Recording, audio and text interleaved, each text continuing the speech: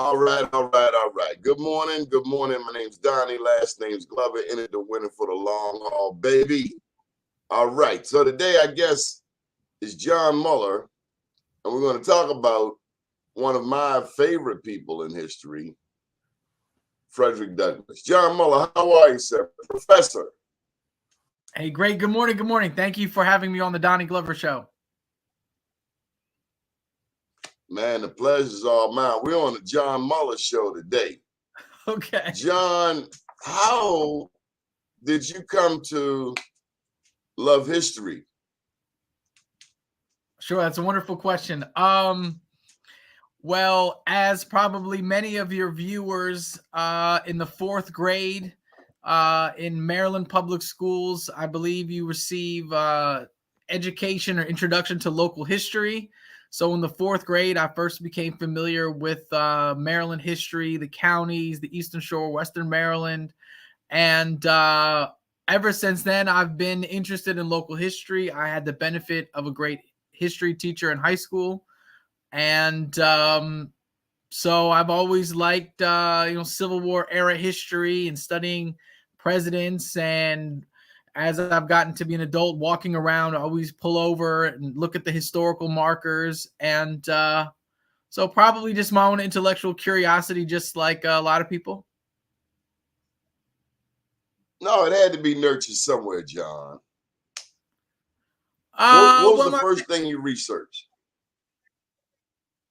When I was when the movie JFK came out, I became very fascinated in, I guess, elementary, middle school with the JFK assassination. So that was my first history wormhole that I went down, was the JFK assassination. I did have a poster of Frederick Douglass on my wall as a kid, so I've always had an interest in Douglass. It just took some years to develop into more of a professional historian with Mr. Douglass. So let me ask you, how old were you when JFK got killed? Well, I was not living when JFK was assassinated. I believe the movie came out in 1992 or 93, so I would have been in about the second or third grade. And the so the process of just researching the Kennedy assassination, this was before really the internet even existed, but I used to go on the early internet and search for all sorts of conspiratorial articles and interviews and just learning about the JFK assassination. It's probably the first time I've thought about that in a long time. It's a great question. I've got one to match. Okay. One story that really prompted my thinking was the death of Ron Brown, former U.S. Commerce Secretary. He got shot down over Bosnia-Herzegovina. I remember when that case alone. And you talk about the early days of the internet. There were only certain things that you could read about it. It was classified before classified. You knew they didn't want you to know for so much. You knew they didn't want you to ask for so many questions. But they found a round hole in his head, which many of us believe was a bullet hole. So the plane got shot down. Yeah, I'm not familiar with that case, other than just that, as I recall, Ron Brown was the Commerce Secretary at the sitting Commerce Secretary under President Clinton. He was very involved in the Democratic National Committee, and I've heard some of the chatter over the years and had the opportunity to speak at Ron Brown Junior High School in DC, but I am not studied on those theories, so I will trust your expertise. I actually got a chance to work with his son when his son ran for office over in DC, Michael Brown. Okay, so let's get into a little more about you. Where are you from? I grew up in a small little town by the name of Brookville. Oops, hold on. I think I grew up in a. Yeah, I'm sorry. I got two different computer screens. Okay, start over again. So yeah, I grew up in a small little town called Brookville, Maryland. It is in Montgomery County on Georgia Avenue. So the town's claim to fame is that it was capital for a day. In the War of 1812, which Baltimoreans will know very fondly because the Battle of North Point is where basically America was saved when Baltimore Harbor was defended. Francis Scott Key wrote the poem Star Spangled Banner, etc. So during the War of 1812, President Madison fled the White House, and when he was on the run, he stayed for an evening at the home of the postmaster in this little town of Brookville. And so his claim to fame is that Brookville was the capital for a day, August 26, 1814. So maybe growing up in that little town and always hearing about history, I've had a proclivity to be interested in history. And Georgia Avenue, as you may know as well as some of your viewers, it's an old historic road that predates the founding of the country. It runs today from the 7th Street Wharf or the Potomac River in Washington, D.C., the 7th Street Wharf. You take it straight and you get all the way to Gettysburg. So Georgia Avenue is an old historic underground railroad route, and it's kind of in the middle of the state. It's a little closer to D.C., but Baltimore is not too far away. So that's where I grew up and have lived in the D.C., Baltimore area for my entire life. So as you were talking, one thing that came to mind was, you mentioned Georgia Avenue. Do you know about Benjamin Banneker? I know about Mr. Banneker's role in the Boundary Stones. I have a dear friend who is a civil engineer and is he's a preservationist for the current Boundary Stones. And as you know, in 1791, 1792, there were 40 boundary stones placed around the 4 10-mile square of the district. And Mr. Banneker was, I guess, commissioned or hired to figure out the coordinates for the southern boundary stone at Jones Point, which I'm not a civil engineer or mathematician, but mathematically or scientifically, that was the most significant calculation, that if you had the southern boundary stone or boundary point, then you could begin to erect the square. So I've spoken at the Benjamin Banneker Park Museum in Oella, Maryland.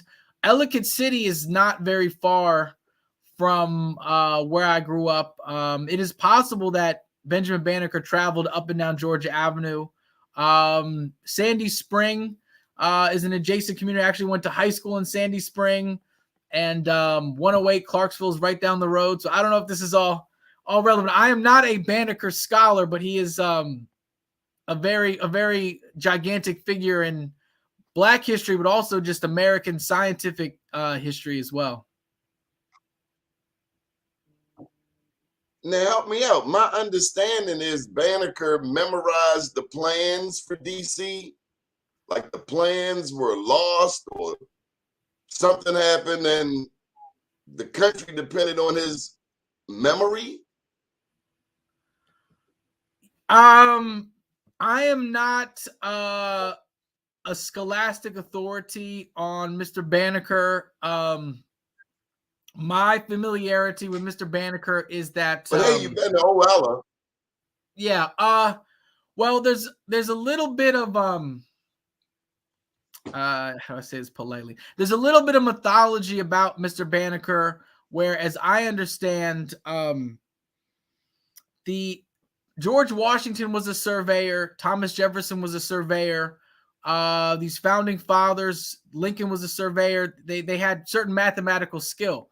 And when Washington, D.C. was the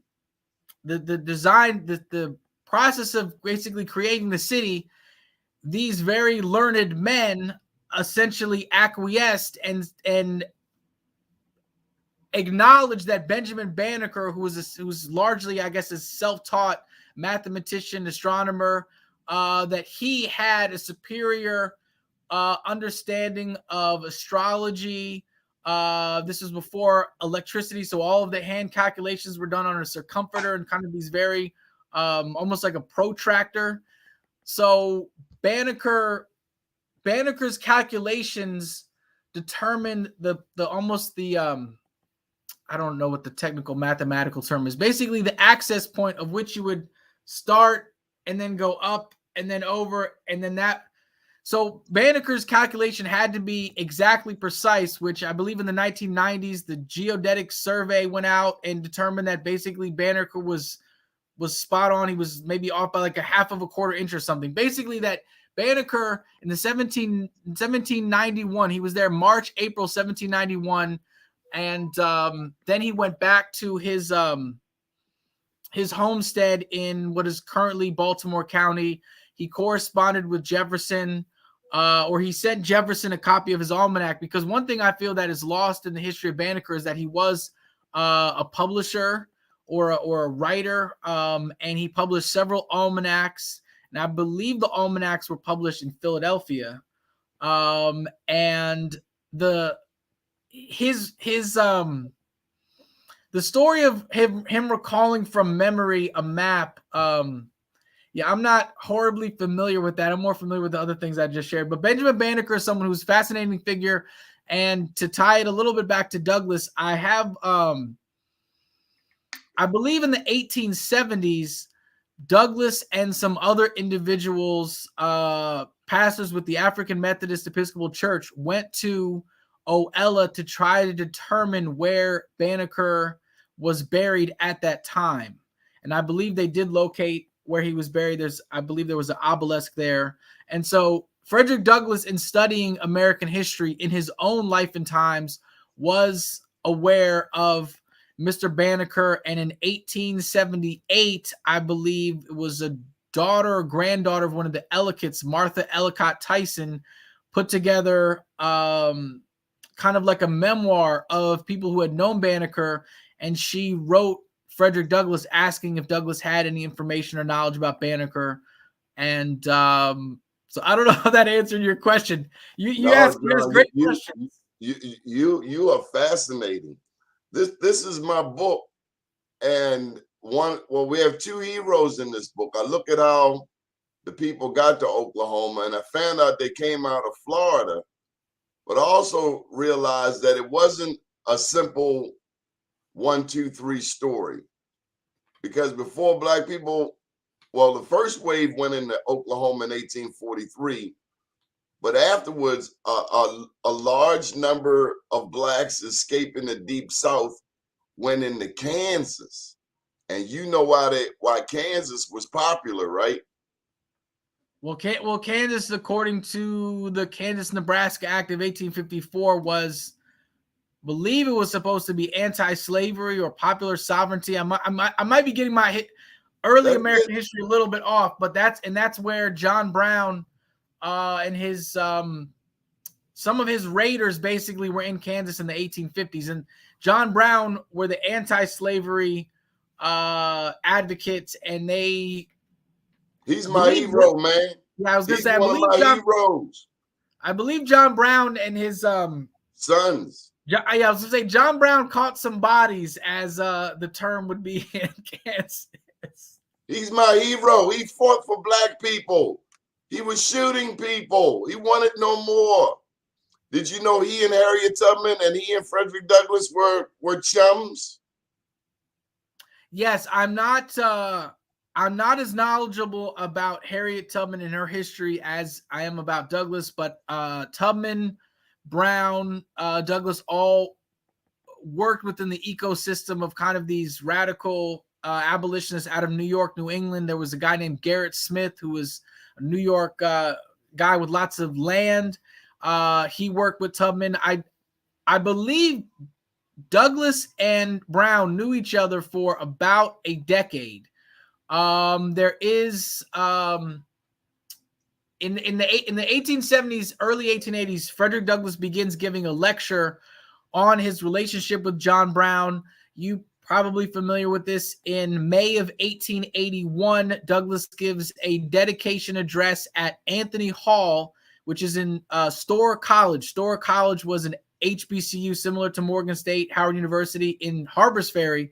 And so Douglass in 1881 talks about John Brown, and he says that Brown had shared with him his plan to essentially start a rebellion, go to the Alleghenies, and that Brown had talked about this plan for years.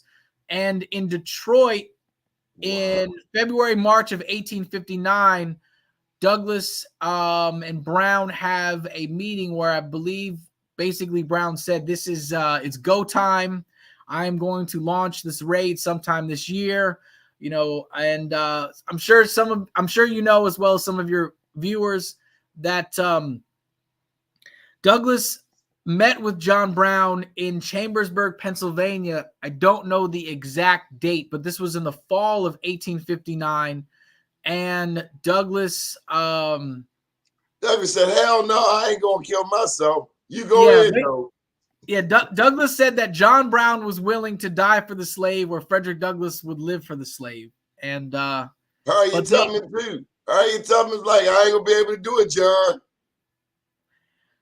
Yeah, John Brown was someone who, I mean, he's been remembered in American history as a martyr. You know, for did you see Ethan's clip of him? The Good Lord Bird. Ethan Hawke played John Brown in The Good Lord Bird. And so look, some people give John Brown the rap like he was crazy. Well, he's my kind of crazy, because I'm thinking like this. God forbid, if I'm in chains, I don't give a damn who coming to get me. I'm just ready to go. And if it's John Brown, we going on that train. Like the red eye, we getting up out of here. So he's going to always be my hero, right up there with Harriet Tubman, because he put his life on the line, dying for what he thought was right. And if that's crazy, then that's my kind of crazy. Well, John Brown was very determined. He believed that he had been called like religiously by God, that he was kind of on a divine mission. It's like the Malcolm X quote, you know, a man that doesn't stand for anything, or it's kind of almost goes back to basically where John Brown was someone who took a very radical stance and a radical position, as we've been discussing, was willing to make the ultimate sacrifice to his cause, which his cause, as Frederick Douglass had said, was John Brown's cause was the same as Frederick Douglass's cause, just the way that they their activism or methods were a little different. John Brown was like DMX. Yeah, I would agree with that. That's a good yeah.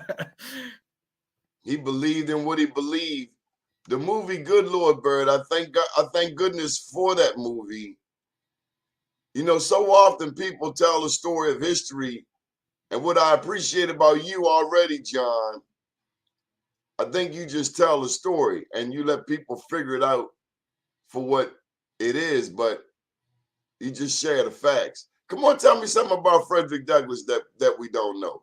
I hear you gonna, you know what, we better thank too Marcel Humphrey. Big ups to Marcel, a friend.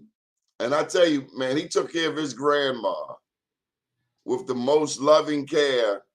And I say that because so many people find themselves now in a position of having to take care of their parents, their grandparents, and not everybody is cut out for it. Hey, John, not everybody is cut out to take care of their parents. Mm-hmm. We think we tough.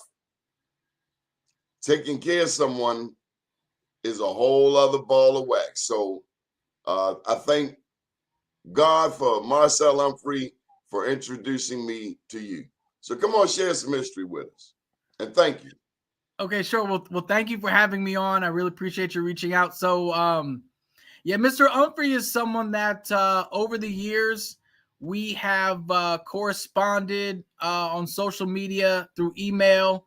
I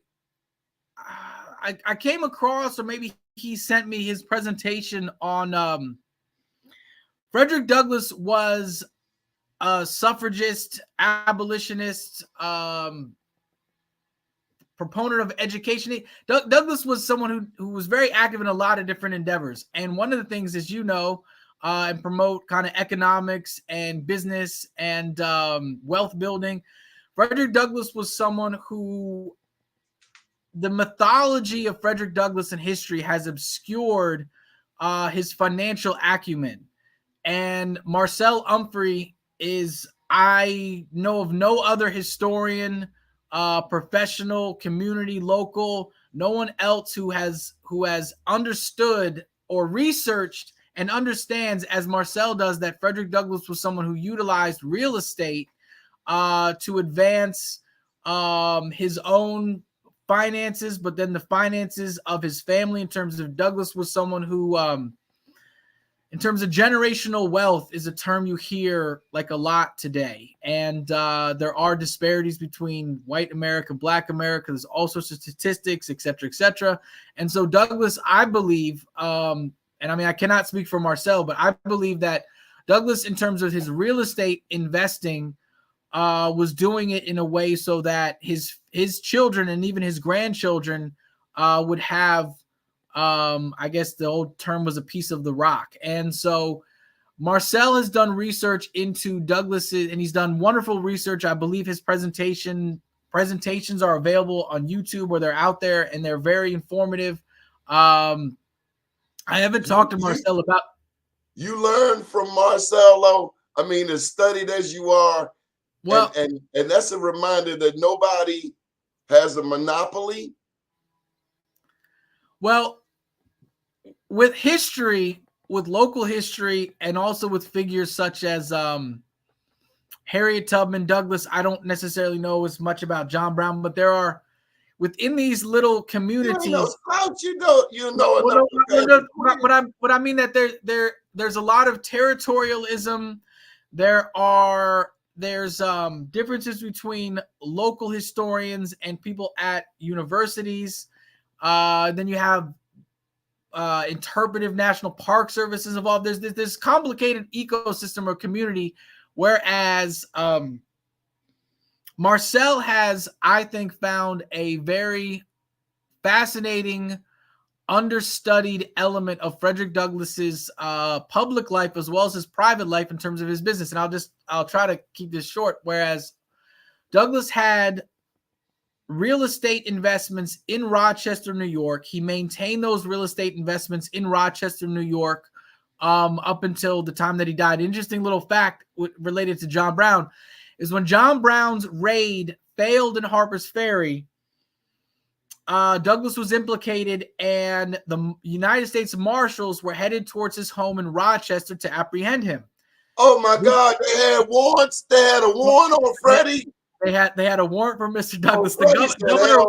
Governor Wise of Virginia put out a warrant for his arrest. So Douglass knew the telegraph operator in Rochester, because the telegraph operator in Rochester was the person who managed Frederick Douglass's real estate properties when Douglass was out of town. His name was Frank Blackasall. Interesting little note. Basically, so the telegraph operator told Douglass, the marshals are coming for you. Douglass then fled to Canada, and essentially he came back to the United States after his name had been cleared. But with that said, so Douglass had real estate investments in Rochester, in New York, Rochester, New York, Washington, D.C. He had several properties that when he passed away, his children inherited these properties. His home on Capitol Hill in Washington, D.C. is one example. There's another home on 17th Street in Washington, D.C. that his son Lewis lived in. Some people know about Highland Beach in Anne Arundel County, which Douglass's youngest son, Charles Douglass, was a developer of. Also, for those familiar with Fells Point, Douglass Place. Douglass Place were 4 properties that Frederick Douglass financed, built in the 1892. This is where the old Methodist church that Frederick Douglass used to go to as a teenager was there. And so all that said, Marcel has done a incredibly thorough job of presenting Douglass as a real estate investor as an educational tool to, I think, encourage and inspire people such as himself who are shrewd investors and see the value of real estate in terms of helping their family as well as the community. Because Douglass's involvement with real estate, for example, Douglass Place in Fells Point was it was obviously a business venture, but also Douglass, this is before you had housing laws. So basically Douglass was not going to discriminate against teachers, young professionals, basically black folks that might have had a harder time getting housing in other areas. Douglass opened up these housing opportunities. I mean, that's not the best way to explain it. I did not know that. Now, I've been in Harlem. I'm a big fan of New York. There was a man named Philip Payton, for future research for you. Philip Payton, they call him the godfather of Harlem. He brokered, if I'm not mistaken, he was the first African-American to broker a real estate deal in New York City. And he brokered a deal between 2 white property owners who didn't like each other. Philip Payton. Fascinating history. Okay, so Douglass, all right, Marcel. And let me do one thing, because I have some books here. So this gentleman, this is a book on Senator. I've seen him before. Yeah, Senator Blanche Bruce. So Blanche Bruce was a senator from Mississippi. He was the first Black American to serve a full term in the United States Senate. He was also the first Black American to have his signature on U.S. He's the first? He was the first Black American to serve a full term. So he served from 1874 to 1881, representing Mississippi in the United States Senate. I thought it was Hiram Revels. He was the first Black American to be seated in the U.S. Senate, but he did not serve a full term. He actually served out the remaining term of Jefferson Davis. You are bad. I mean, it's okay. So what's his name again? Blanche Bruce. So Senator, this book is called The Senator and the Socialite. The author of this book just passed away recently. So anyway, I'm sharing this because Blanche Bruce was a money man. He was very involved in investing in real estate in Washington, D.C. Senator Bruce was very active in Baltimore. Douglass and Bruce frequently took the train up to Baltimore to speak at benefit events, to attend civil rights rallies, to attend parades. And Senator Bruce was appointed to the Registry of the Treasury under President McKinley. He's the first Black American to have his signature on United States currency. Frederick Douglass and Senator Bruce they were basically investors together on several real estate ventures. So I just wanted to share that. How the hell do you know that, John? How do you know this?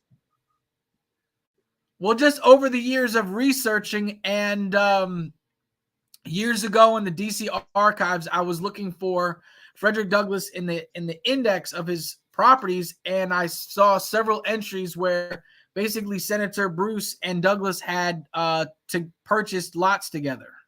No, and the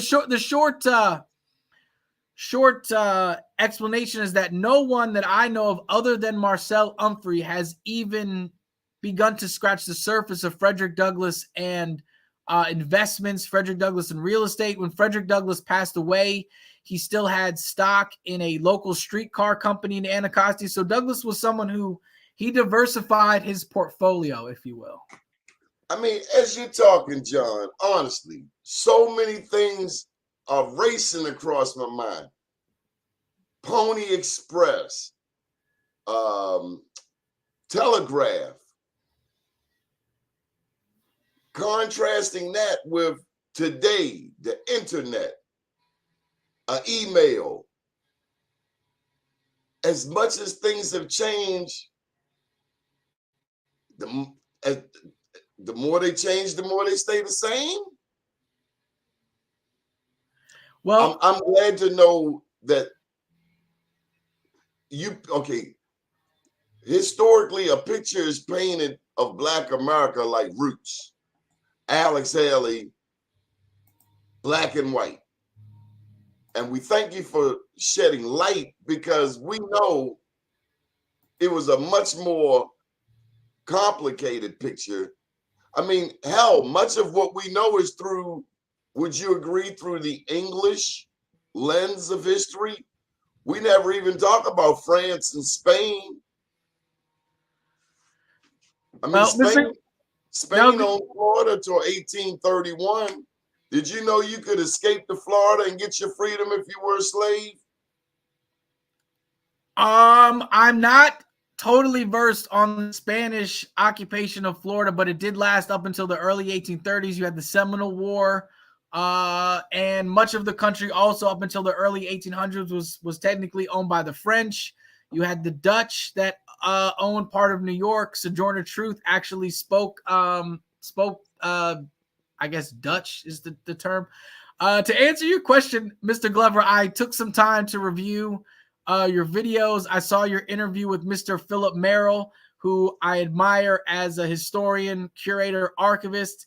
And so I appreciate your approach to telling history the way it has not been told and uplifting history, because the I guess you could say maybe a Eurocentric viewpoint of American history has obscured kind of the real history from below.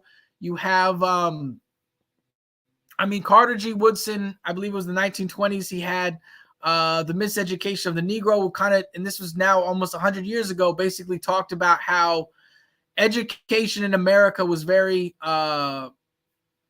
Anglo-focused or Anglo-Saxon focused. And as my studying of Frederick Douglass has revealed, that one who studies history, let's say, is the way Benjamin Quarles did. Benjamin Quarles was a historian at Morgan State University. He was in a similar class of historians as John Hope Franklin, who, as you know, was from Oklahoma. And so Benjamin Quarles wrote books about, for example, the Negro and the American Revolution. Now that relates to Frederick Douglass, because on the eastern shore of Maryland, Frederick Douglass's grandmother, I guess, transacted business, was in the same community on the eastern shore as were Black veterans of the Continental Army who were free, who were either free when they served in the Continental Army or were freed as a result of their service in the Continental Army. You had the Revolutionary War Pension Act of 1818, which created a system in which veterans of the Continental Army could receive pensions. Now, for Black Americans, as a result of this act, if you were free and you could have witnesses vouch for you, and this was all done through like a court process, if you were free Black American, you could receive a pension. If you were still enslaved at that time, your owner or master would receive the pension. So with that said, Frederick Douglass, well, you didn't get freedom. Frederick Douglass knew veterans in the continent, veterans of the Continental Army who were free, who received pensions. This is in the 1820s, 1830s. So Frederick Douglass had an understanding of American history that, as you're talking about, was more complex and nuanced than just a one-dimensional roots sort of history about slavery. And I've also looked at your videos. Somebody know Matthew D'Souza, the history of Maryland, who was a black legislator in like the 1630s. So also when Frederick Douglass gets to Baltimore, He knew Black veterans of the War of 1812, like the Defenders of Baltimore. So Frederick Douglass knew, and as I know you know and your viewers know, Baltimore on the eve of the Civil War had a larger free Black population than New York, Philadelphia, and Boston combined. So within this free Black community that Douglass knew in the 1820s, 1830s, you have basically a separate economy, a separate church networks, even though education had not been publicly funded at the time. So yeah, I don't know. There's a lot of different directions to go, but I think it is important that individuals such as Marcel Humphrey are given opportunities and platforms and speaking opportunities to tell a more dynamic, three-dimensional history of Frederick Douglass that can then inspire and encourage people today in a new way, as opposed to telling. Roots was a little before my time, but I think that it was the first of its kind back there in 70, 76, 77. We had never seen anything for a whole week, and then it snowed. It was like an Armageddon type snow. So you were forced to watch it, and your teacher made you write a report on it. When I was a kid, I used to watch Reading Rainbow, which LeVar Burton was the host of the show. But yeah, so with all that said, I think that Frederick Douglass still has been understudied, and that the way that, and like I said, Tubman is not my thing. People do Tubman, and that's wonderful. I just kind of stay in my own little lane. But I think Frederick Douglass lived such a complicated, nuanced life. Well, you know, she had property in upstate New York. Well, I know that Harriet Tubman, Lewiston, New York, right next to Niagara. I've seen it, and everybody up there knows about it. Yeah, I've never been to Tubman's burial site, which I believe is in Auburn, New York. I believe basically Tubman had like a sunrise assisted living, essentially, for yes. kind of I don't know if age, the term used to be aged women homes. But basically Tubman was a small, as you're saying, a small business owner who managed property, who raised money through philanthropic networks, and then used those connections to then give back to to individuals who needed some help. Which I was gonna say, that's another thing that's not told about individuals like Tubman and Douglass, is that they were in their own way philanthropists. Now, they might have come from enslavement, but throughout the course of their life, when they established the ability to give back, they did so, which I think that is a message that's not told, and I believe should be. You're right. So you know that Frederick Douglass took over the Freedmen's Bank. They kind of gave him the Barack Obama job after everybody messed everything up. Well, go ahead, Frederick. You go ahead and take that. That's my impression. I could be wrong. But he also he was the second president of the Ship Caulkers Union, started by Isaac Myers in Baltimore, which was the foundation of what would become the National Labor Union. The first Black National Labor Union. Yes, the Chesapeake Maritime Railway Company, I believe that's the name of it. Isaac Myers was a gentleman that Douglass knew. I believe they knew each other in the 1820s, 1830s. Like, there's a gentleman named John Locks who owned a funeral home and was also— You know about Mr. Locks?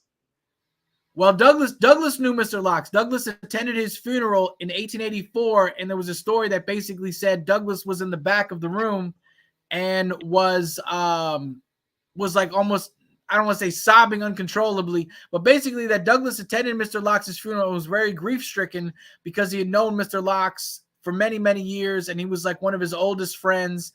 And wow. with Mr. Myers, I believe Douglass was an investor or shareholder when that company was launched or founded in the late 1860s. I do not have all of the details, but Douglass was was also involved in, there was the Alpha Savings and Trust Bank in DC in the late 1890s. Christian Fleetwood, who was from Baltimore, was involved. So Douglass was involved in like trade unions, or Douglass advocated also for what today would be known as vocational training. Back then it was known as industrial education or the mechanical arts. Douglass was an advocate for the Manassas Industrial School in 1894 was open. Douglass attended the opening address. So Douglass was someone who advocated for black lawyers, black doctors, but also basically said that black Americans could benefit from being carpenters, blacksmiths. And as you know, Douglass was a caulker, and Douglass kind of came up in the trades in Fells Point. That's how he learned how to read, according to his narrative. It said he tricked a little white guy into teaching him his numbers. Can you imagine somebody, I know you know this, but I'm going to see how I can get you to teach me at a time when such things were punishable by death. Fascinating. John, you're just loaded. What is your favorite aspect of the life of Frederick Douglass?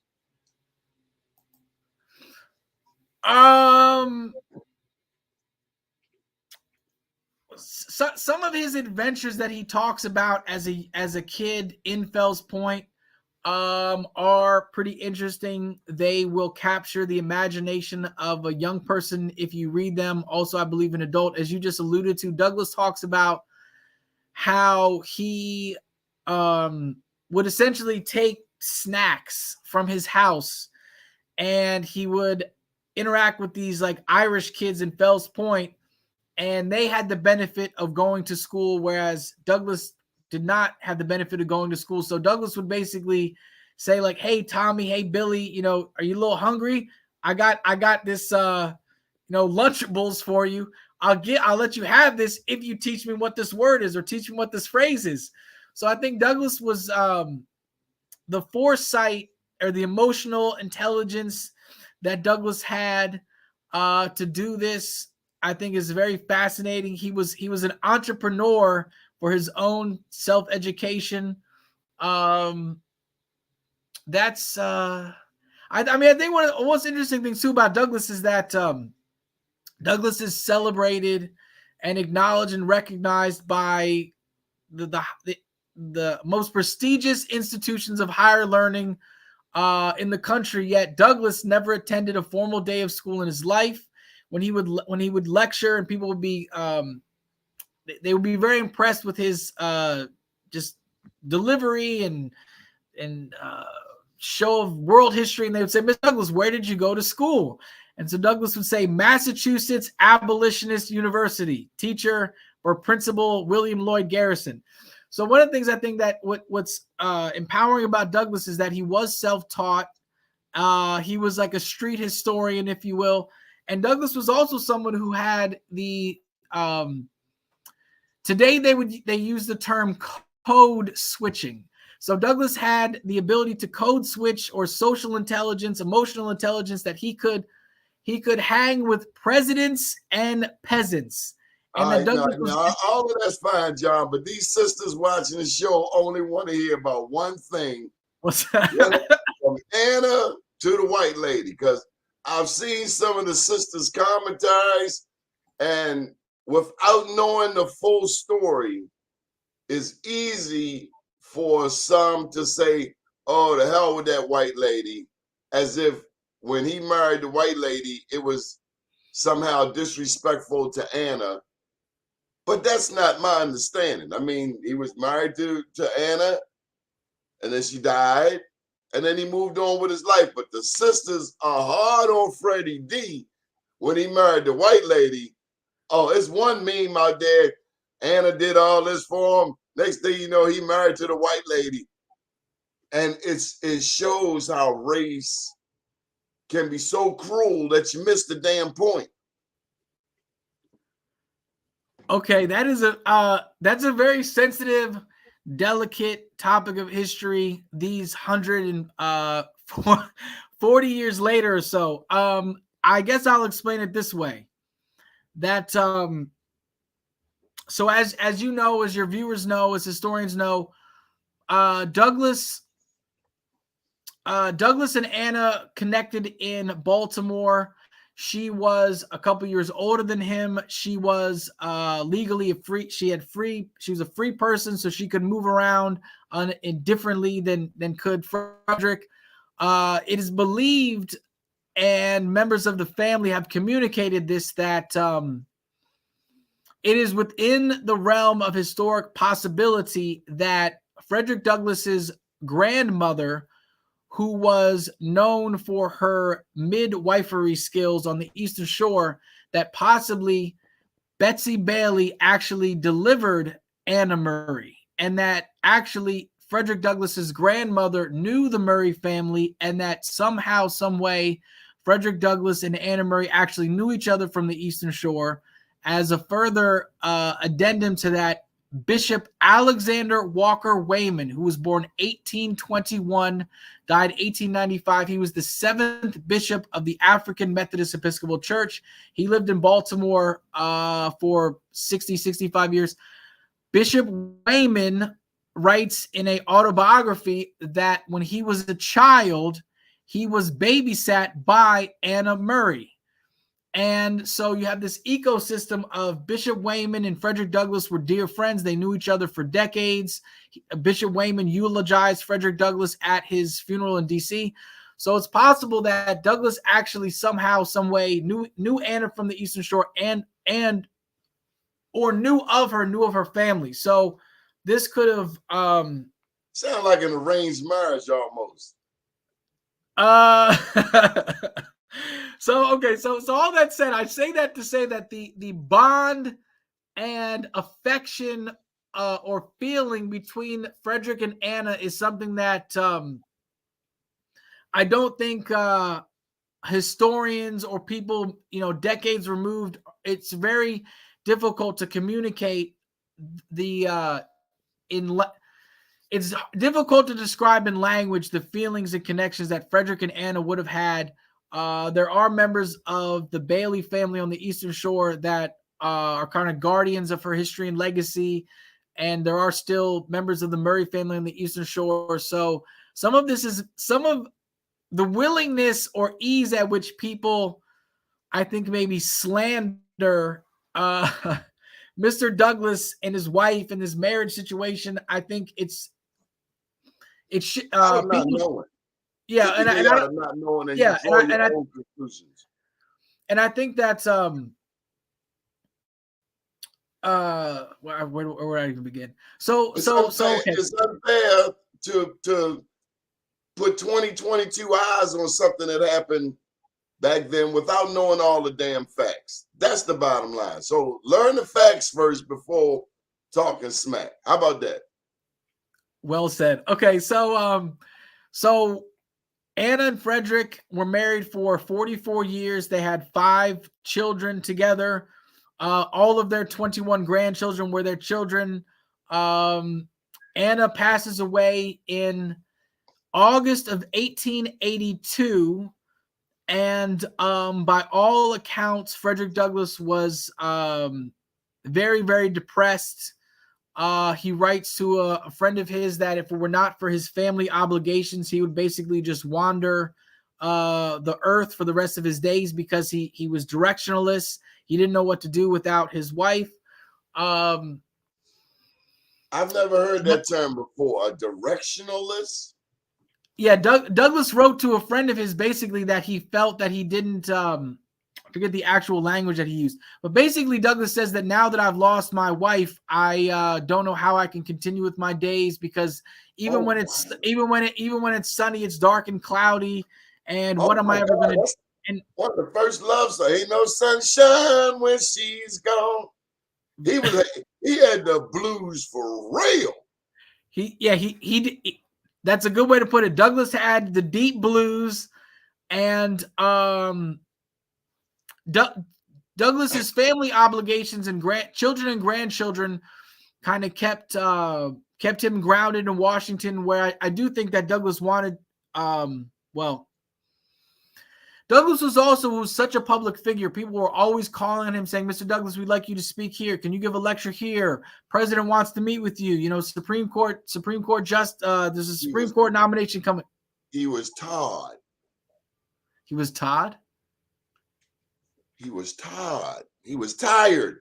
Okay, yeah. He was Todd.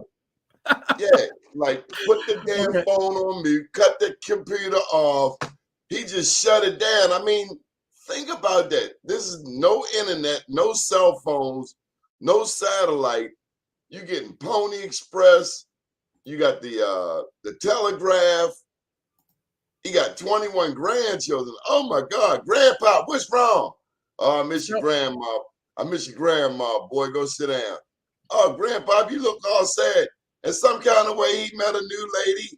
And his life carried on. I mean, what's wrong with that? But the sisters are hard on him. I can't believe him. He moved on with the white lady after all Anna did for it. You know, sometimes we are more brutal than those we point fingers at, John Muller. I'm sorry. I got a little distracted here. If I were you, I'd stay away from that question too. You sidestep. I have some other things to add. So, okay, I'll say this, and then I have a couple books to share. So, in January of 1884, Frederick Douglass marries Helen Pitts. Helen Pitts was a white lady whose family had been an abolitionist family from upstate New York. Now, where do I begin? There is evidence. There is evidence and citations and information that that he knew her from before. Well, actually, yeah, there are accounts that actually Frederick Douglass had visited and spoke in Gideon Pitts, who was, Helen Pitts's father had welcomed Frederick Douglass into his house in the 1840s, 1850s. He was an abolitionist in New York. But then when Frederick Douglass married his daughter, Helen Pitts's father never spoke to her again. So he was an abolitionist only up to or an advocate for maybe abolitionism, but not social equality. But taking a step back, there's actually evidence that was revolutionary back then, because in some places that could warrant death. Well, in some states, I say some people say interracial. I say inter-American. But basically, the marriage between Helen Pitts and Frederick Douglass in 1884 was in fact legal in the District of Columbia, but it was illegal in Virginia. I don't know if it was illegal in Maryland, but I mean Virginia, was it Loving versus Virginia? That's 1967, I think, the 60s. Wow. So there's evidence that Frederick Douglass actually was considering making a marriage proposal to a young woman, a Black American woman in 1883.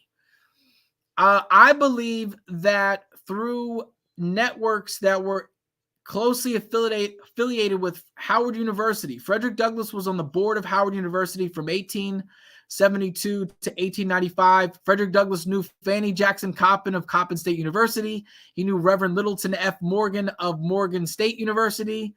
So Morgan was a white guy. Reverend Morgan was a white guy. Mm-hmm. He was a Methodist minister. Fanny was a Black lady. She was a Black lady. Yes, she was a Black educator.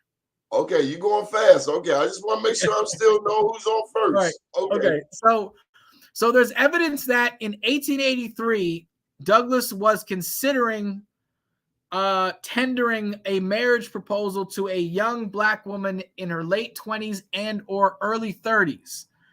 The story, which is hold up. You've left us hanging for a minute. At this point, Frederick Douglass is what? 60, 70. In 1883, he would have been 65-ish. 65-ish. 65 is messing with a 25-year-old. Well, I don't know if I would use the word messing. Maybe he was talking. I don't know. I don't know. I mean, some of these, I want to be respectful of Mr. Okay, I'm respectful too. 65, 25. Okay, I'm 57, 25. Okay, I know damn well if I want to live long. But you're very young. You're very young, and just like Mr. Douglas, Mr. Glover, you're very young and vigorous. You better leave that 25-year alone. She gonna have you in the damn hospital somewhere. So okay, I can't wait to hear how this unfolds. Well, I'll give a little bit. There was a guy who worked in the DC government. His name was Hiram Ramsdell. He was actually journalist friend. He was friends with Mark Twain. And in 1883, he writes a letter for a Philadelphia newspaper that says there is speculation in Washington that Mr. Douglass is going to take a young woman for his wife, and describes the lady as being, I guess the term would be a light-skinned black lady. Now, I have heard through oral history that the story is that the young lady politely declined Douglas's. Now, I don't know if Douglas made a formal marriage proposal, but basically the discussion was going on that the young lady essentially said that the responsibilities of being Mrs. Frederick Douglass and going to benefit affairs and, going to the White House and doing all these other things is a little more than I'm going to be able to do all that. Yeah, it's a little more than I'm ready to take on. And then this woman and Douglas reportedly remained friends, and or Douglas remained friendly with the group of people in which this young lady was from. And I don't mean to be the light-skinned people. Okay. Yeah, I don't mean to be evasive with the details. It's just I have not. What you can't say, I will say. Well, here's another thing, just to for your viewers, as you as well. So, Reverend Francis Grimke was a black minister from the 15th Street Presbyterian Church in Washington, D.C. Reverend Grimke officiated Frederick Douglass's second marriage to Helen Pitts, and this gentleman, Senator Bruce, was one of the witnesses of Douglass's second marriage. In the 1920s, Reverend Grimke wrote an article for Dr. Woodson's Journal of Negro History, and he talks about Douglass's second marriage. And in the first paragraph or two, Reverend Grimke says that Frederick Douglass's marriage to Helen Pitts, the white lady, caught him and the rest of black society in Washington by surprise, because the word on the street that there was a young lady or two, a little younger than Mr. Douglass, that Mr. Douglass was she was a lot younger than Mr. Douglass. Mr. Douglass was pimping. He was pimping. I can't say that. I said it. Douglass was pimping. Hey, it's nice to learn of a man. I'm proud of Frederick Douglass. I don't care what they say. Black, white, up, down. Well, when I'm gonna tell you when I fell in love. Can I tell you when I fell in love with him? Yes, the Mr. Covey story. They sent them to Mr. Covey to be broken, and he wasn't having it. That right there, John, that will never ever leave my mind. And it's beyond slavery. It's like facing your bully. It's like facing your biggest fear. If you grew up somewhere around DC, if you grew up anywhere, you had a bully. There was some situation or person that we all have to deal with, that we either gonna face it or run from it. Everybody. Well said. Yes, the battle with Mr. Covey happened when Douglass was around 15, 16 years old on the Eastern Shore. And that's kind of one of, by Douglass's admission, was one of the defining moments of his life. Damn right. It was do or die. If we have a couple moments, I'll do a couple Frederick Douglass books, if you don't mind. Please. All right. So I'm this is gonna fall off the screen. Give you a bigger screen. okay. This was published in 1980, called Young Frederick Douglass by Dixon Preston, Johns Hopkins University Press. It's a great book. It talks about Douglass on the Eastern Shore, and the historian that did this book found several documents that had never been found before. And actually, because of Dixon Preston, we know that Frederick Douglass was born in 1818, where in Douglass's life, he thought he was born in 1817. All right. Now, I do not have, this is, let's see if you can see this. This is Frederick Douglass edited by Benjamin Quarles. Now, Benjamin Quarles in 1948, Benjamin Quarles of Morgan State University is the first modern biographer of Frederick Douglass. He's also the first modern Black American biographer of Frederick Douglass. Benjamin Quarles was a contemporary to John Hope Franklin, to Rayford Logan, very preeminent, prominent Black historians. I believe Professor Quarles died in 95, 96. And Professor Quarles was responsible for a statue of Frederick Douglass being erected on the campus of Morgan State's campus in 1956. And I believe that statue was the first statue of Frederick Douglass in the state of Maryland. So Professor Quarles, Morgan State University, were very integral into uplifting Frederick Douglass history at a time when not many others were. This is Professor Quarles writes about Douglass before the modern civil rights movement. All right, now, and this is actually a collection of essays, so I apologize. I don't have the cover of Mr. Quarles' book on Douglass. It's somewhere around here, but you can find it at libraries. All right, this guy, Philip Foner. This is from 1951. Philip Foner is the uncle to contemporary historian today, Eric Foner at Columbia University. This is a wonderful biography of Douglass, published in 1951. Professor Benjamin Quarles and Philip Foner are some of the earliest biographers of Frederick Douglass. So these are some great books. Also, Dixon Preston's book. They don't talk about Douglass and politics. This is an interesting book, The Negro in Maryland Politics, 1870 to 1912. Tragically, Frederick Douglass is not even mentioned in this book, and Douglass was very involved in Maryland politics following the Civil War. And for example, in Baltimore, Douglass knew several mayors of Baltimore, including Mayor Ferdinand Latrobe, who Douglass considered to be a personal friend. What else we got? Oh, show this book. So this is a book I wrote about 10 years ago now, Frederick Douglass in Washington, D.C. I have to get my publisher to send you a copy, Mr. Glover. You can find this. Hold up. You got a book on this? Yeah, you might not have known. So you can find this wherever good books are sold. You can get a copy at the Pratt Library, or if any libraries in the state of Maryland have this book, Frederick Douglass in D.C. And I give walking tours. You can find. I need you to hold your book all the way up. Sure. Okay. So the title is Frederick Douglass in Washington, D.C., The Lion of Anacostia. I have considered doing a book on Frederick Douglass in Baltimore for several years. It just has not yet materialized. When that book is published, we'll have to have another conversation, Mr. Glover. Wow. So he was in Southeast. Mm-hmm. Yeah, that's his home right there in Southeast. You know, when I come to DC, I've always been a fan of Southeast, primarily because that's where Marion Barry was. But you've added a whole other century or 2 centuries on top of that. We've covered so much today, from Benjamin Banneker all the way to this little AKA that was trying to knock off Frederick Douglass. You want to leave that alone, John Muller.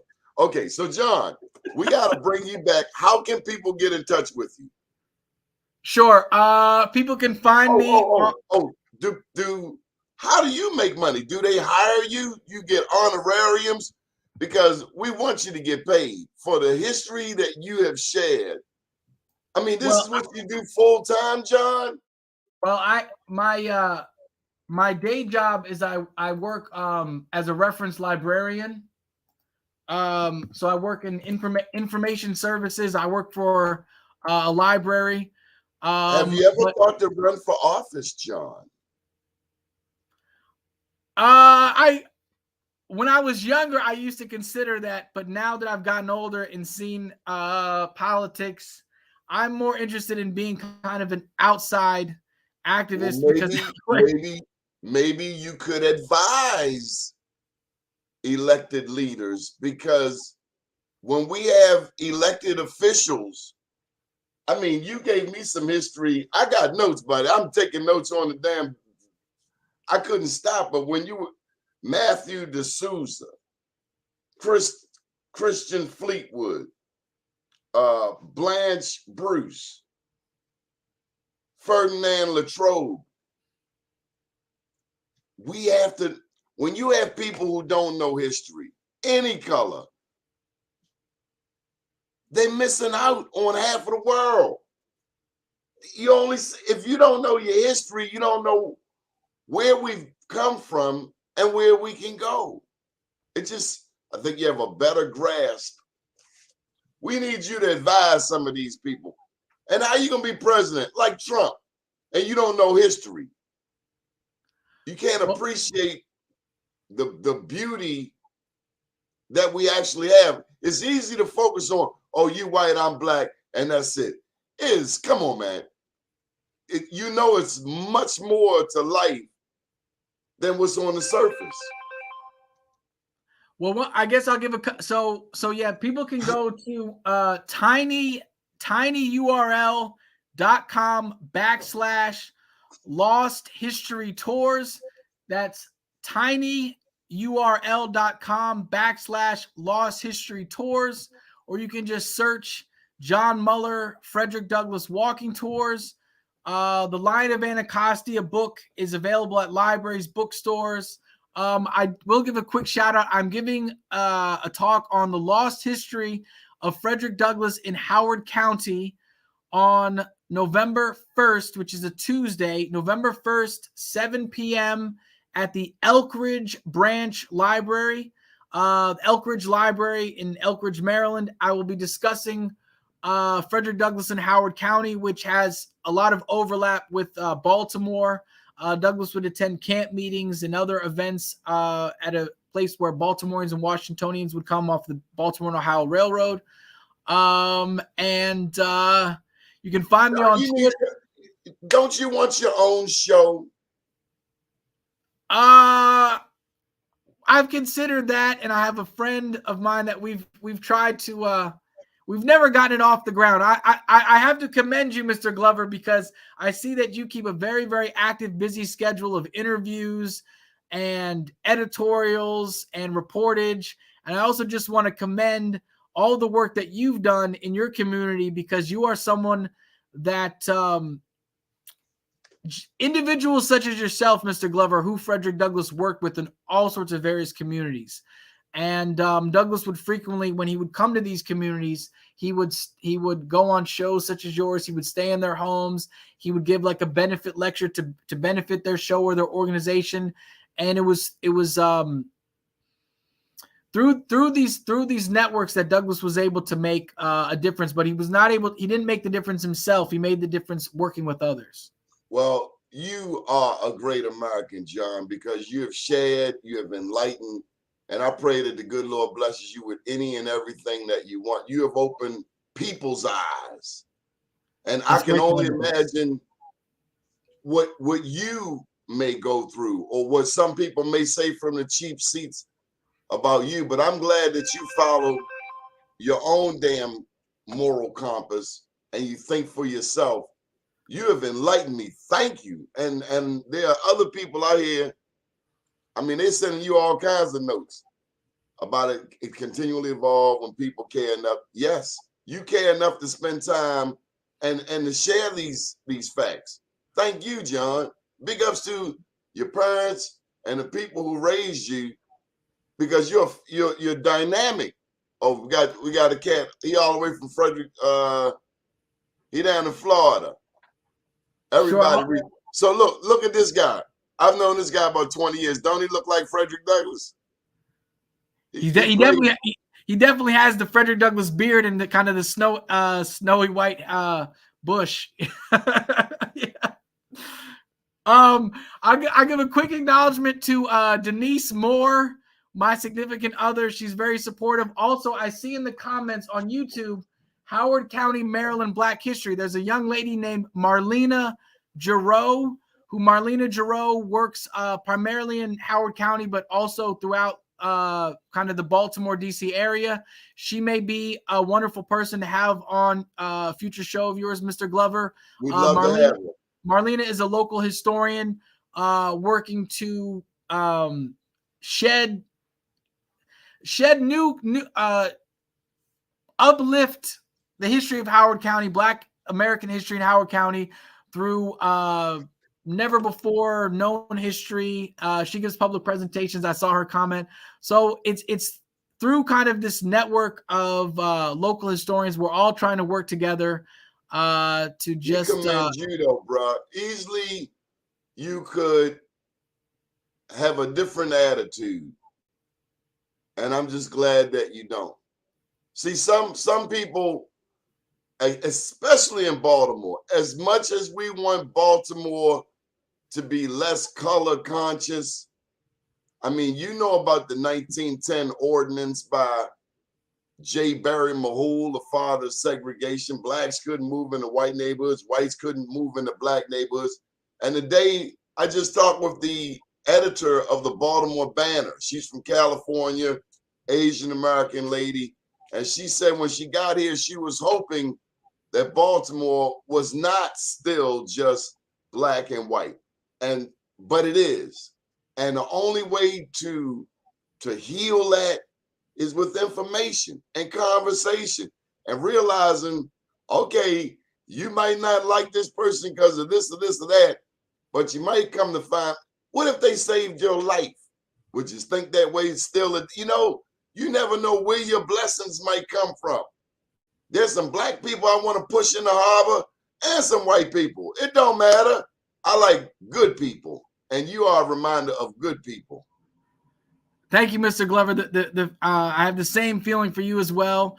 It's been an honor to be on your show. Hope we can do this again. We can follow up.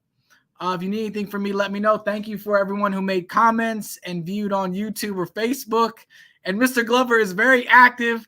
Please follow him on Twitter and subscribe to his YouTube page and hit the like button on this video. John, it's truly a pleasure. I did not know you had a book, and it's on my list. We have to bring you to Baltimore. We have to bring you to Baltimore. I'm convinced. I do a walking tour in Fells Point every couple months. I will send you the information. Maybe you can join the next time we have it. It'd be great to have you. No, we're going to celebrate you. I think we need to invite you to our 20th anniversary and make sure even more people know about your great work.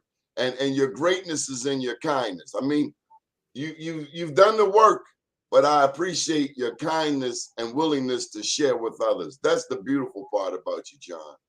And thanks again to Marcel Humphrey. Yes, thank you, Marcel. Big shout out to Marcel. Thank you. Good deal. We're going to get out of here, and we'll circle back for the next time, John. Okay, great. Thank you, everyone. Have a great week. Great day, everybody. Good morning, world.